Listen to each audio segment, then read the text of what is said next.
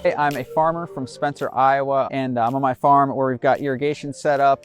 And on this farm, we're irrigating about 64 acres of corn this year. Last year we had soybeans, and it was our first year of irrigation. How we irrigate this field is we've got a thing called a water reel, and it's got a 1,200-foot hose that we pull out every morning with that tractor back there, and at night every 12 hours. And when you pull it out, it sprays about 6.3 acres with water at about a rate of about 180 to 190 gallons a minute. We've really seen a lot of improvements in our crop health and stuff like that. Last year with the soybeans, we had an increase in yield of about 35 to 40 bushels.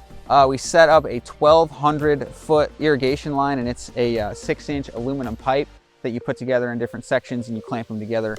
And then every 150 feet, we've got a little valve that you open up with a hose on the irrigation line, and then that gets your water inside of your water reel and then goes down that plastic line into your end gun and out onto your field.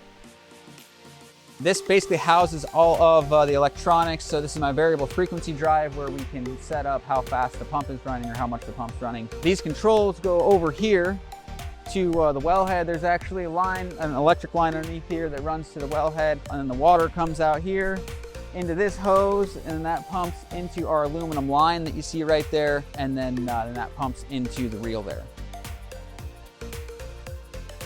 So how we decide to start up the system is, well, I guess this year we just kind of waited until the first part of July because we wanted the corn to get a nice deep root system so it can tap into that subsoil moisture. What we've got going right now as far as our one well is not enough to fully keep the corn going if it totally shuts off raining, so we still need to get supplemented with the rain from the sky. So we're not too worried about over watering the field.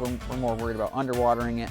That's why we try and get ahead of any dry spell. So this year, as soon as the roots get down in the subsoil far enough, we kick on the system, and then we're able to supplement it with water. We get anywhere between, I think, 40 to 50% of the water or so that's needed for the entire crop out of that gun. So it just helps supplement it with the irrigation later on in the season, ahead of pollination, and then into and after pollination. I think that's your key time to water your corn. Your soybeans like a little bit later and a little bit less water, really. That too, with the no-till and the cover crops, I think we save anywhere between 2 and 3, maybe 3.5 inches of moisture just with those practices.